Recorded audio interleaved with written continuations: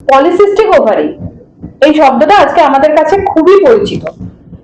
এই polycystic ovary হলে শরীরে কিছু লক্ষণ দেখা দেয়। অনেকে আমরা সেই লক্ষণগুলোর ব্যাপারে অল্প অল্প জানি।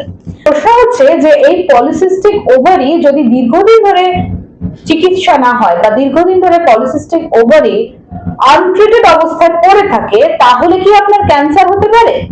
এটা কিন্তু খুব গুরুত্বপূর্ণ আলোচনার বিষয়। এই বিষয় নিয়ে কথা বলতে আজকে আমি এসে উপস্থিত হচ্ছি অ্যাপোলো মাল্টি স্পেশালিটি হসপিটালে, এবং আমরা আমাদের মধ্যে পেয়েছি বিশিষ্ট গাইনি অনকোলজিস্ট ডক্টর সুব্রত দেবনাথকে। আমি ডাক্তারবাবুকে আমাদের চ্যানেলে অভিনন্দন জানাচ্ছি। নমস্কার ডাক্তারবাবু। পিসিওডি বা পিসিওএস, পলিসিস্টিক ওভারি শব্দগুলো ভীষণ পরিচিত হয়ে গেছে আমাদের কাছে। বেশিরভাগ মেয়ের মধ্যে, মহিলার মধ্যে এই সমস্যা রয়েছে, এটা আমরা জানি, কিন্তু আমরা এটা জানি না যে এই পলিসিস্টিক ওভারি থেকে আগামী দিনে বা ভবিষ্যতে একজন মেয়ের কি কি ধরনের সমস্যা হতে পারে বা সমস্যা হওয়ার সম্ভাবনা আসতে পারে, সেটা নিয়ে আপনার কাছে জানবো। রেগুলার গাইনি ওপিডিতে যে কমন একটা সমস্যা দেখা যায় নিয়ে পেশেন্ট আসে, সেগুলো হলো পিসিওডি বা পিসিওএস। একটা সবার মনে ধারণা আছে মোটা হলেই পিসিওএস হবে, পাতলা হলেই ওজন কমিয়ে নিলে, পাতলা হয়ে গেলে, রোগা হয়ে গেলে পিসিওএস হবে না। এই ধারণাটা একদমই ভুল। মোটা লোকের যেমন পিসিওএস হতে পারে, পাতলাদেরও, হালকা পাতলাদেরও পিসিওএস হতে পারে। যে সমস্যাটা সাধারণত হয়ে থাকে পিসিওএস হলে, যে পিরিয়ড মেনটেন হচ্ছে না। 2 মাস পিরিয়ড নরমাল হলো, এগেইন 4 মাসের জন্য বন্ধ হয়ে গেল, এগেইন ডাক্তারবাবুর কাছে গেলে কিছু মেডিসিন দিল, এগেইন 3 মাস পিরিয়ড হলো, আবার 4 মাসের মাথা আবার বন্ধ হয়ে গেল। সাধারণত এই সমস্যাটা নিয়ে রোগী আমাদের চেম্বারে আসে। তো পিরিয়ড মেনটেন করার ক্ষেত্রে, নরমাল চালু থাকার ক্ষেত্রে যে কয়েকটা ফ্যাক্টর দায়ী ইউজুয়ালি, সেগুলি হলো, একটা হচ্ছে ওয়েটটাকে, অপটিমাল ওয়েটটাকে মেনটেন করা। যদি আন্ডার ওয়েট হয় তাহলেও পিরিয়ড মেনটেন হবে না, যদি ওভার ওয়েট হয় তাহলেও পিরিয়ড মেনটেন হবে না। কিছু হরমোনাল ইমব্যালেন্সের জন্য হয়। এছাড়াও কিছু যে এক্সটার্নাল ফ্যাক্টর আছে, যেমন হচ্ছে যারা ফাস্ট ফুড বেশি খায়, তেলে ভাজা বেশি খায়, সেক্ষেত্রে পিরিয়ড মেনটেন হবে না, কারণ এর মধ্যে স্যাচুরেটেড ফ্যাট প্রচুর পরিমাণে থাকে।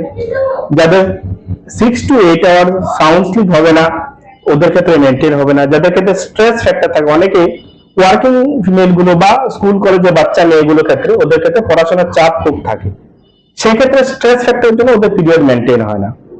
রাতেবেলা ঘুম ঠিক না হলে পিরিয়ড মেনটেন হবে না। খাবারের টাইমিংসটা ঠিক করে মেনটেন না হলে পিরিয়ড মেনটেন হবে না। যদি অনেক গভীর রাতে ঘুমোতে যায়, 3টে-4টার সময় ঘুমোতে যায়, 10টা-11টার সময় ঘুম থেকে ওঠে, ওদের ক্ষেত্রে পিরিয়ডটা মেনটেন হবে না। বাকি এছাড়া যে হরমোনাল, কমন হরমোনাল ইমব্যালেন্স গুলো আছে, যেমন থাইরয়েডের সমস্যা হলে হবে না। ইউজুয়ালি দেখা যায় যে বাচ্চাগুলো হাইপোথাইরয়েড, মানে থাইরয়েড কম থাকে, সেক্ষেত্রে মেনটেন হবে না। প্রোল্যাকটিন বলে একটা হরমোন আছে, এই সমস্যা থাকলে পিরিয়ডটা মেনটেন হবে না। বা সুগারের যে বেসিক কিছু অ্যাবনর্মালিটি থাকে, সেক্ষেত্রে পিরিয়ডটা মেনটেন হবে না। তাহলে এই পিসিওএস নিয়ে আসলে এই জিনিসগুলো আমাদেরকে সবার প্রথমে কনসার্ন করতে হবে। আরেকটা জিনিস, ছোট ছোট বাচ্চাদের নিয়ে এসে এর মা বাবার আবার ডাক্তারবাবু আমার মেয়ের বয়স 14-15 বা পিসিওএস হয়েছে, ওর ক্যান্সার হয়ে যায়নি তো? পিসিওএস হচ্ছে ছোট ছোট পলিসিস্টিক ওভারিজ, সেক্ষেত্রে ওভারিয়ান ক্যান্সার হবে না। যে জিনিসটা মাথায় রাখতে হবে, এই যে কিছু ফ্যাক্টরের কথা আমি বলেছি, সেগুলিকে কারেক্ট করে দিলে পিসিওএসটা ঠিক হয়ে যায়। পিসিওএসটা অনেকটা লাইফস্টাইল ডিজিজের মধ্যে পড়ে। এখন যাদের 30 বছর 35 বছর বয়স, মাসিক 10-15 বছর বয়সে শুরু হয়েছে, পারসিস্টেন্ট পিসিওএস এর প্রবলেমটা রয়ে গেছে, সেক্ষেত্রে দেখা যায় যে 1% রোগীদের ইউটেরাসের ক্যান্সারের সংখ্যাটা বেড়ে যায়। তো সেক্ষেত্রে সেটাকে খুব গুরুত্ব দিয়ে ট্রিট করা উচিত। যে এক্সটার্নাল ফ্যাক্টর গুলো আমি বলেছি, সেগুলিকে কারেক্ট করে দেওয়া উচিত। যদি কোনো হরমোনাল ইমব্যালেন্স থাকে, সেটাকে কারেক্ট করে দেওয়া উচিত। একেবারে। স্যার, আমাদের যেটা আপনি বললেন যে যাদের পিসিওএস এর প্রবলেমটা আনট্রিটেড থাকে বা দীর্ঘদিন ধরে চিকিৎসা না হয়, তাহলে সেক্ষেত্রে আর কি কি ক্যান্সার হওয়ার চান্সেস বেশি থাকে? তো polycystic ovarian disease estrogen dependent condition, বডির মধ্যে ইস্ট্রোজেনের পরিমাণটা বেড়ে যায়। যদি ইস্ট্রোজেনের পরিমাণটা বেড়ে যায়, সেক্ষেত্রে যেটা হয়, ইউটেরাসের ক্যান্সার হওয়ার চান্স বেশি। আরেকটা পার্সেন্টেজ হয় ফিউচারে একটা ওভারিয়ান সিস্ট বা ওভারিয়ান টিউমার হওয়ারও চান্সটা বেড়ে যায়। এই দুটো হচ্ছে মেইনলি বাড়ে। বাকি সার্ভাইকাল ক্যান্সার বা ভালভাল ভ্যাজাইনাল ক্যান্সার, এগুলি সাধারণত পলিসিস্টিক ওভারিয়ান উপর নির্ভর করে না। একদম। যেহেতু মেনোপজ প্রসঙ্গে আমি আসবো, যে মেনোপজ যেহেতু জানি যে আমরা একটা হরমোন সংক্রান্ত বিষয় থাকে, যেহেতু আপনি এখানে অনেকগুলো হরমোনের কথা বললেন, তো যাদের এক্সিস্টিং পিসিওডি বা পিসিওএস ছিল, তাদের মেনোপজের টাইমে নতুন করে কি কোনো প্রবলেম হতে পারে? মেনোপজের টাইমে প্রবলেম হবে যদি ইস্ট্রোজেন বেশি থাকে, ইস্ট্রোজেনিক অ্যাক্টিভিটিটা বেশি থাকে, খুব ওভার ওঠে, তখন দেখা যায় মেনোপজের টাইমে এলে ওদের অ্যাবনর্মাল ব্লিডিং শুরু হয়ে গেছে ইউটেরাসে।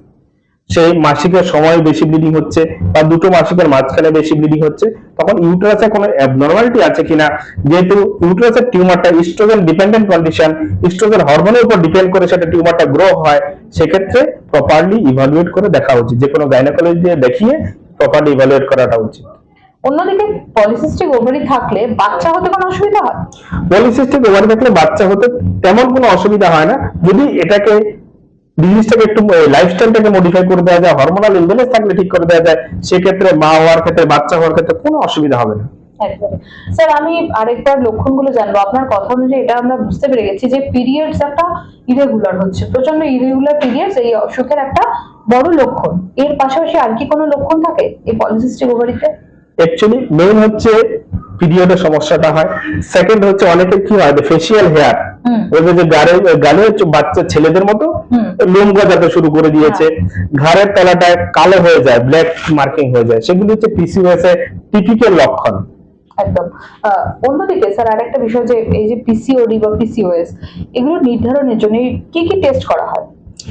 ইউজুয়ালি কি হয়, আমরা সাধারণত একটা বেসিক তলপেটে একটা সোনোগ্রাফি করে দেখি যে ওভারিয়ান কন্ডিশন গুলো কি আছে, একটা থাইরয়েড টেস্ট করে দেখি, একটা সিরাম প্রোল্যাকটিন লেভেলটা কত আছে করে দেখি, আর হচ্ছে বেসিক সুগার করে দিই। যদি দরকার হয় কিছু কিছু ক্ষেত্রে এফএইচএস, ফলিকুলার স্টিমুলেটিং হরমোন এলএইচ, ওগুলো টেস্ট করতে হয়, তাহলে প্রথম যে বেসিক টেস্ট করেছি ওগুলো দেখে আমরা মেডিকেশন দিয়ে দিই, এন্ড লাইফস্টাইল মডিফিকেশন জন্য অ্যাডভাইস করে দিই।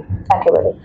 পাশাপাশি বাচ্চা হওয়ার বিষয় নিয়ে যেটা আপনি বললেন, যে বাচ্চা হওয়ার ক্ষেত্রে এই হরমোনাল ব্যালেন্সটা কি একটা নির্ধারিত নিয়মের মধ্যেই আনতে হবে?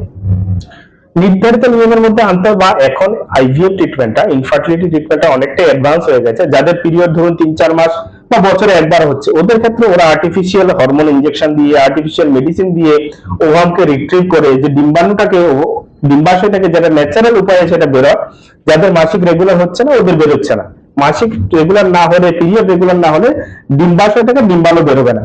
এখন হচ্ছে যাদের ধরুন বছরে একবার পিরিয়ড হচ্ছে বা 6 মাসে একবার পিরিয়ড হচ্ছে, ওদের ক্ষেত্রে তো ডিম্বাশয় থেকে ডিম্বাণু ঠিক মতো রিলিজ হচ্ছে না, তো সেক্ষেত্রে বাচ্চাটা হবে কি করে? এখন ইনফার্টিলিটি বা আইভিএফ ট্রিটমেন্টটা অতটা অ্যাডভান্স হয়ে গেছে, ওরা আর্টিফিশিয়ালি হরমোন দিয়ে ওভারি থেকে, ডিম্বাশয় থেকে ডিম্বাণুকে ম্যাচিউর করে ডিম্বাণুগুলোকে আলাদাভাবে রিট্রিভ করে, ওসাইড রিট্রিভাল বলে, করে আর্টিফিশিয়ালি ওরা ফার্টিলাইজ করে ইউটেরাসের ভেতরে ইমপ্লান্ট করে দেয়, সেক্ষেত্রে প্রেগন্যান্সি চলে আসে। একদম। সবশেষে যেটা বলবো, যে পিসিওডি বা পিসিওএস এর চিকিৎসা কি শুধুই লাইফস্টাইল মডিফিকেশন, না অন্য কোনো আর উপায় রয়েছে? লাইফস্টাইল মডিফিকেশন, কিছু হরমোনাল ট্রিটমেন্ট, কিছু কিছু ক্ষেত্রে আমরা লো ডোজের OC pills, oral contraceptive pill দিয়ে থাকি। অরাল কন্ট্রাসেপটিভ পিল শুধু যে প্রেগন্যান্সি প্রিভেন্ট করে এরকম নয়, প্রেগন্যান্সি প্রিভেনশন ছাড়াও ওর অনেক এডিশনাল বেনিফিট আছে। এর মধ্যে একটা বেনিফিট হলো পিসিওএস বা পিসিওডির ক্ষেত্রে, পলিসিস্টিক ওভারিয়ান ডিজিজের ক্ষেত্রে, যাদের পিরিয়ড ইরেগুলার আছে তাদের সাইকেলটাকে রেগুলার করতে ওরা সাহায্য করে। একেবারে। স্যার, সব শেষে একটু লাইফস্টাইল ম্যানেজমেন্ট নিয়ে যদি বলে দেন, যে কিভাবে আটকানো যায় পিসিওডি বা পিসিওএস। ফার্স্ট বলি যে ফাস্ট ফুড বা তেলে ভাজা জিনিসটাকে পুরোটাকে অ্যাভয়েড করে দিতে হবে, ম্যাগি, চাউমিন এগুলি পুরোটা অ্যাভয়েড করে দিতে হবে, যতটা পারা যায় বাইরের খাবার অ্যাভয়েড করে দিতে, অতিরিক্ত তেলাক্ত খাবার, রেড মিট জাতীয় খাবার, processed food, cold drinks, processed food, ওগুলো সবকটা জিনিস বাদ দিয়ে দিতে হবে, যতটা পসিবল ম্যাক্সিমাম বাদ দিয়ে দিতে হবে।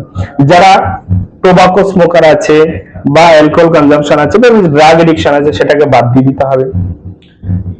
খাবারের টাইমিংসটাকে মডিফাই করে দিতে হবে, সকালে ঘুম থেকে ওঠার 1 থেকে 1.5 ঘন্টার মধ্যে ব্রেকফাস্টটা খেয়ে নিতে হবে, দুপুরের লাঞ্চটাকে হেভি করতে হবে, 12টা থেকে 2টার মধ্যে খেয়ে নিতে হবে, রাতের ডিনারটা যত আর্লি পসিবল 7টা বা 8টার মধ্যে খেয়ে নিতে হবে। আর যে জিনিসটা হচ্ছে স্ট্রেস ফ্যাক্টর যেগুলো আছে, স্ট্রেসটাকে চেষ্টা করতে হবে যতটা সম্ভব এলিমিনেট করে দেওয়া, কোনো জিনিসের কাজের স্ট্রেস যখন কাজের প্লেসে ছেড়ে দেওয়া, ঘরে না নিয়ে যাওয়া, রাতে ঘুমটাকে ভালোভাবে স্লিপ অ্যাটলিস্ট 6 থেকে 8 ঘন্টা সাউন্ড স্লিপ হওয়া, 11টার সাথে সাথে ঘুমিয়ে পড়া, ভোর 5টার সময় ওঠা, সকালে কিছু ফ্রি হ্যান্ড এক্সারসাইজ করা, মর্নিং ওয়াকিং করা, তাহলে হচ্ছে কি অনেকটাই পিসিওএস থেকে বাঁচা যাবে এই জিনিসগুলো মেনে চললে। ধন্যবাদ স্যার।